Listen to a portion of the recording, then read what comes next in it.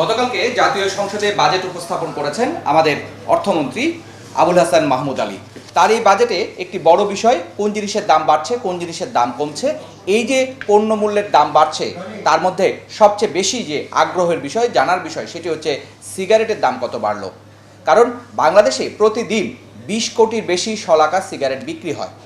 সারা দেশে সিগারেট বিক্রির এই যে প্রভাব, যার ফলে ক্রেতাদেরও একটা আগ্রহ আছে কত দাম বাড়লো সিগারেটের, সেই খবরই আপনাদেরকে জানাবো। প্রথমেই বলে নিই যে এবারে একটি বড় কাজ করেছে জাতীয় রাজস্ব বোর্ড।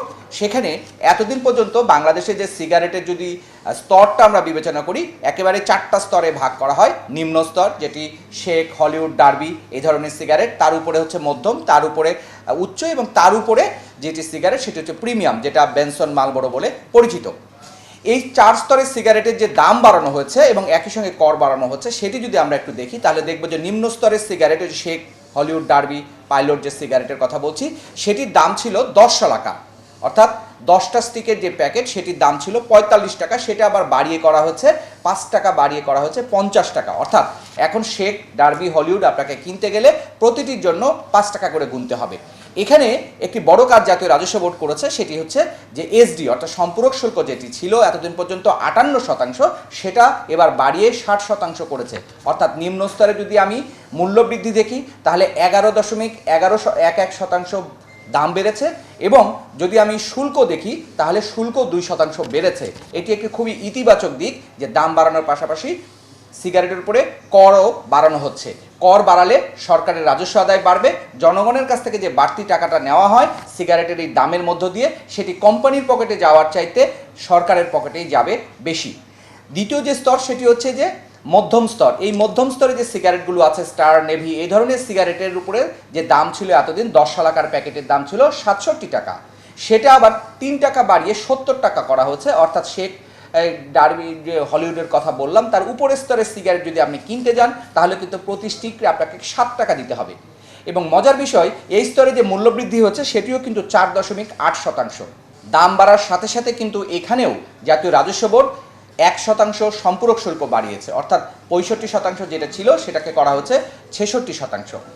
এর উপরের স্তরে গোল্ড সিগারেট যেটি আছে বা অন্য যে সিগারেটগুলো স্তরে আছে সেটি বলা হয় উচ্চ স্তরের সিগারেট। সেখানে এতদিন পর্যন্ত 113 টাকা 10 শলাকার দাম ছিল, সেটাকে এবার বাড়িয়ে করা হচ্ছে 120 টাকা। অর্থাৎ প্রতি গোল্ড এখন দাম পড়বে 12 টাকা। সরকার এটা জাতীয় রাজস্ব বোর্ড বেঁধে দিয়েছে। এখানেও কিন্তু শুল্ক বাড়ানো হচ্ছে, অর্থাৎ যে সম্পূরক শুল্ক 66% করা হচ্ছে, যেটা আগে ছিল 65%। গোল্ড এই যে দাম বৃদ্ধি যেটি হয়েছে, অর্থাৎ আগে ছিল 113 টাকা 10 শলাকার প্যাকেট, সেটা 120 টাকা করার মাধ্যমে 6.2% দাম কিন্তু বাড়িয়েছে জাতীয় রাজস্ব বোর্ড। সাথে করের কথা তো বললামই।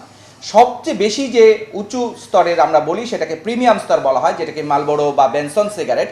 এই স্তরের সিগারেটের দাম এতদিন ছিল 15 টাকা করে, অর্থাৎ 150 টাকা ছিল 10 শলাকার প্যাকেটের দাম। সেটা আবার বাড়িয়ে জাতীয় রাজস্ব বোর্ড 10 টাকা বাড়িয়ে করেছে 160 টাকা। অর্থাৎ বেনসনের দাম এখন প্রতি শলাকাকে আপনার কিনতে গেলে গুনতে হবে আপনাকে 16 টাকা।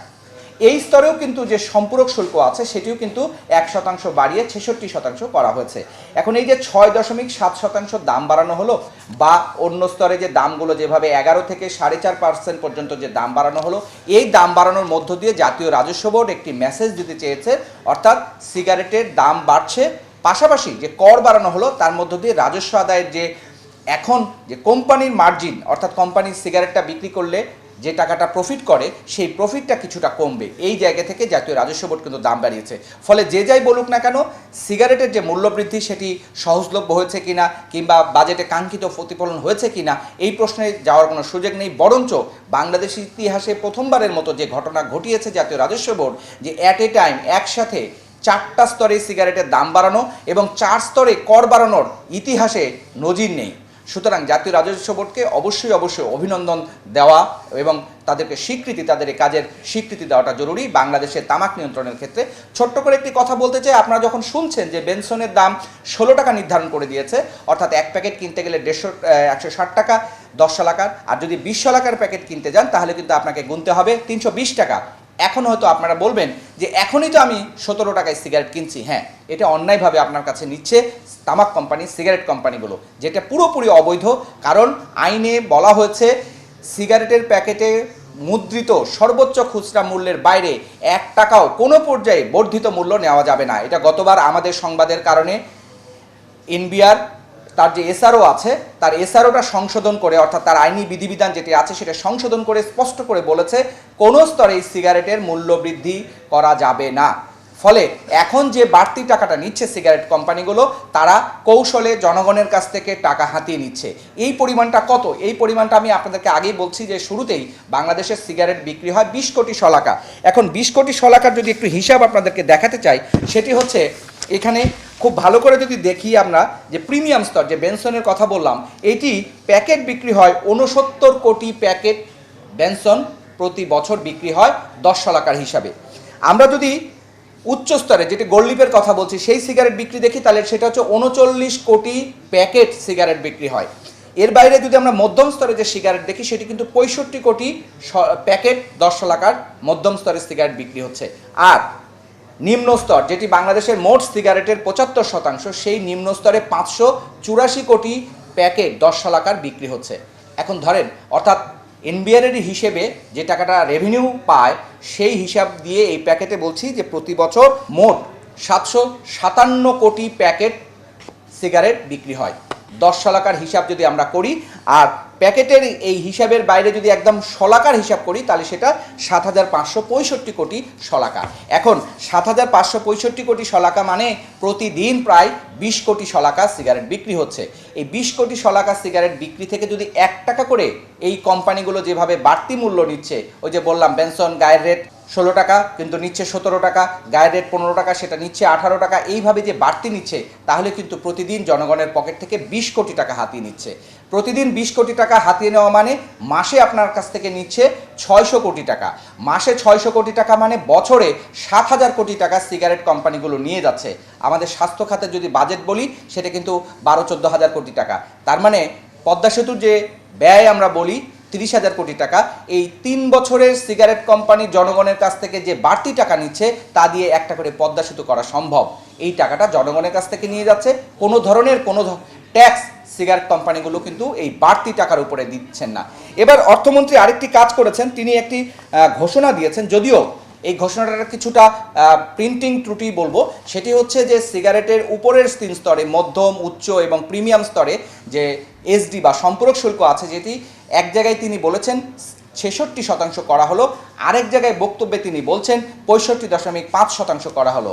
কিন্তু যাই বলা হোক না কেন, বাজেট বক্তব্যের চেয়ে গুরুত্বপূর্ণ জিনিস হচ্ছে অর্থ বিল, অর্থাৎ বাংলাদেশের যত আইন কানুন বিধিবিধান পরিবর্তন করা হয়, কর সংক্রান্ত বা আয়কর সংক্রান্ত, কাস্টম সংক্রান্ত কিংবা শুল্ক সংক্রান্ত, তার সমস্তটাই নির্ধারিত হয় অর্থ বিলে কি বলা আছে সেটি। অর্থ বিলে বলা আছে 66% সম্পূরক শুল্ক হবে উপরের 3 স্তরের সিগারেটের। ফলে এ নিয়ে কোনো কনফিউশন নেই। অর্থমন্ত্রী যাই বলুক না কেন, অর্থ বিলে যে বক্তব্যটি আছে সেটি, অর্থমন্ত্রী কিন্তু এক জায়গায় 66 বলেছেন, এক জায়গায় 65.5 বলেছেন। অর্থমন্ত্রীর বক্তব্যে আরেকটি বিষয় গুরুত্বপূর্ণ, তিনি কিছুটা হলেও দাম বাড়িয়েছেন জর্দা এবং গুলের।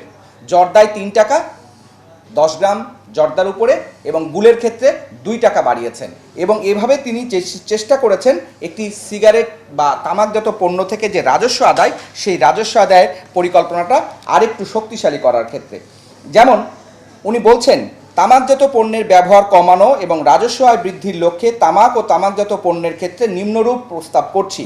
ক, সিগারেটের নিম্ন স্তরে 10 শলাকার মূল্যস্তর 50 টাকা ও তদূর্ধ্ব এবং সম্পূরক শুল্ক 60% ধার্যের প্রস্তাব করছি। এছাড়া মধ্যম স্তরে 10 শলাকার মূল্যস্তর 70 টাকা ও তদূর্ধ্ব, উচ্চ স্তরে 10 শলাকার মূল্যস্তর 120 টাকা ও তদূর্ধ্ব এবং অতি উচ্চ স্তরে 10 শলাকার মূল্যস্তর 160 টাকা ও তদূর্ধ্ব, এই 3টি স্তরেই সম্পূরক শুল্ক 65.5% নির্ধারণের প্রস্তাব করছি। কিন্তু অর্থ বিলের আরেক জায়গায় তিনি খুব স্পষ্ট করে বলছেন, যদি আমরা বলি 123 পৃষ্ঠায়, সেখানে গিয়ে তিনি আবার বলছেন সিগারেট মানব স্বাস্থ্যের জন্য অত্যন্ত ক্ষতিকর পণ্য। এটি এ জাতীয় ক্ষতিকর পণ্যের ব্যবহার কমানো ও রাজস্ব আদায় বৃদ্ধির লক্ষ্যে আইনের 2য় তফসিলে উল্লেখিত সম্পূরক শুল্কের হার 65%-এর পরিবর্তে 66% নির্ধারণের প্রস্তাব করছি। অর্থাৎ বাজেট বক্তব্যতেই অর্থমন্ত্রী স্পষ্ট করে বলেছেন যে 66%, কোনো কারণে হয়তো প্রিন্টিং মিসে 65.5 এসেছে। অর্থমন্ত্রী এবার বিড়ির এবং বিড়ির দাম খুব একটা বাড়াননি। তবে যেটি করেছেন সেটি হচ্ছে দেশে যদি বিড়ি এবং সিগারেটের কাগজ উৎপাদন করা হয় তার যে ভ্যাট সেটা ছিল 7.5%, সেটাকে এবার তিনি 15% করেছে। অর্থাৎ বাংলাদেশের সিগারেটের যে মূল্য বৃদ্ধি করেছে জাতীয় রাজস্ব বোর্ড, একসাথে 4 স্তরে মূল্য বৃদ্ধি এবং কর বৃদ্ধির ঘোষণাটাকে বাংলাদেশের তামাক নিয়ন্ত্রণের ক্ষেত্রে একটা বড় মাইল ফলক হিসাবেই বিবেচিত হবে, কারণ এতে রেভিনিউ যে টার্গেট করা হচ্ছে সে কাঙ্ক্ষিত মাত্রায় আসবে বলেই মনে করি। কারণ প্রধানমন্ত্রী শেখ হাসিনা 2016 সালে ঘোষণা দিয়েছেন যে 2040 সালের মধ্যে বাংলাদেশকে তামাক মুক্ত করতে চান তিনি। এটি বাংলাদেশেই একমাত্র দেশ যিনি রাষ্ট্রীয়ভাবে ঘোষণা দেওয়া কোনো প্রধানমন্ত্রী বা রাষ্ট্রপ্রধান বা সরকার প্রধান এই ধরনের ঘোষণা কিন্তু এর আগে কেউ দেননি, এখনও কেউ দেননি। ফলে এই তামাক নিয়ন্ত্রণের প্রধানমন্ত্রী যে ঘোষিত লক্ষ্যমাত্রা 2040 সালের মধ্যে তামাকমুক্ত বাংলাদেশ করতে হলে রাজস্ব আদায় বাড়াতে হবে, একই সাথে জনস্বাস্থ্য রক্ষার জন্য দাম বাড়িয়ে, ট্যাক্স বাড়িয়ে সেটিকে ব্যবহার নিয়ন্ত্রণ করার কোনো বিকল্প নেই। আশা করছি সেই পথ কিছুটা হলেও যেভাবে সূচিত হচ্ছে সেটা আরও ত্বরান্বিত হবে।